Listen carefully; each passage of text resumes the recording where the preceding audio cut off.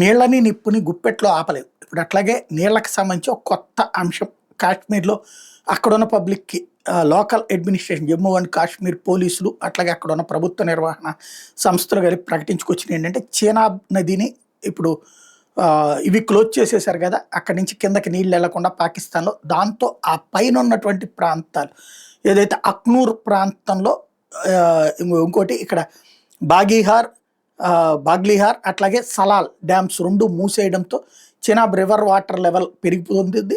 ఆ ప్రాంతంలో మొన్నటిదాకా డ్రైగా ఉన్నటువంటి ప్రాంతాలన్నీ ఇప్పుడు నిండిపోతున్నాయి. అటు వెళ్లాల్సిన నీళ్ళన్నీ ఇటు ఆగిపోవడంతో తద్వారా అక్కడ నిండిపోతున్నటువంటి వాటిని సద్వినియోగం చేసుకునేటటువంటి బాధ్యత అక్కడ పంటలు, వ్యవసాయం ఈ వ్యవహారం మీద కాశ్మీర్ వాళ్ళకి ఒక అద్భుతమైనటువంటి అవకాశం లభించినట్టయింది. అదే సందర్భంలో దీనికి సంబంధించినటువంటి ఇబ్బందులు ఏమి లేకుండా వాడుకోండి అన్నటువంటి విషయాన్ని చెప్పుకొస్తుంది.